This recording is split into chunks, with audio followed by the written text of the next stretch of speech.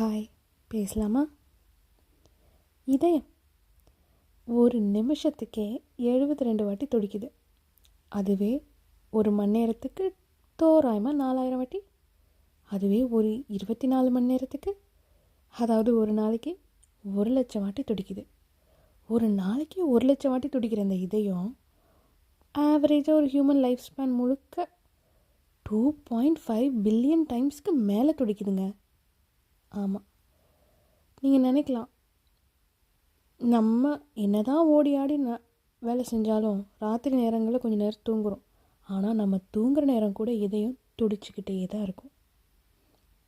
அதோட வேலை நின்றுச்சுன்னா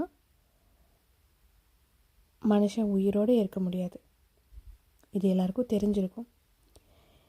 இதயம் நம்ம பாடல்களில் யூஸ் பண்ணுறோம். ஏன் நம்ம காதலிக்காகவும் காதலனுக்காகவும் பரிசாக அளிக்கிற ஒரு பொருளாக கூட இதயத்தை நம்ம யூஸ் பண்ணிட்டோம். இதயத்தை நம்ம பரிசாக அளிக்கிறோம். ஆனால் நம்மளோட இதயத்துக்கு ஏதாவது பரிசாக கொடுத்துருக்கோமா? வாழ்நாள் முழுக்க நமக்காக துடிச்சிட்டே இருக்குது. அது வேலையை கரெக்டாக பண்ணிகிட்டே இருக்குது. அதுக்கு தொல்லை பண்ணாமல் இருக்கணுமே ஒழிய தொந்தரவாக இருக்கக்கூடாது இல்லையா? ஒரு எக்ஸாம்பிளுக்கே சொல்கிறேனே, ஒரு 10 சிகரெட் குடிக்கிற ஆளாக இருந்தீங்கன்னா அதில் ஒரு சிகரெட் ஒரு நாளைக்கு கட் பண்ணி பாருங்கள். சின்ன சின்ன சேமிப்பு தான் பெரிய ஒரு பிற்காலத்தில் ஒரு பெரிய காசை கொடுக்கும் இல்லையா? சிறு துளி பெரு வெள்ளம்னு சொல்லுவாங்க. இது வெறும் எஸ்ஐபி அந்த மாதிரி விஷயத்தில் மட்டும் பொருந்தாதுங்க. உங்களோட ஹெல்த் விஷயத்துலையும் பொருந்த தான் செய்யும் அது. அதனால தான் 10 சிகரெட் குடிக்கிற ஆளுங்க நாளைக்கு எந்திரிச்சு இன்றைக்கி ஒரு சிகரெட்டை கட் பண்ண முயற்சி பண்ணுங்கள்.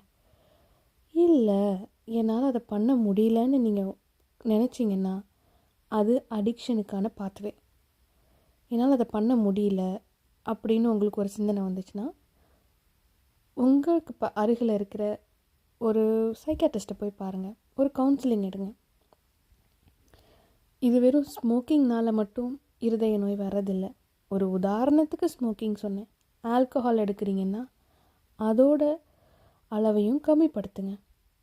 இல்லை டெய்லி ஆயில் ஃபுட் சாப்பிட்றவங்களா இருந்தால் அதோட அளவையும் கம்மிப்படுத்த முயற்சி செய்யுங்க.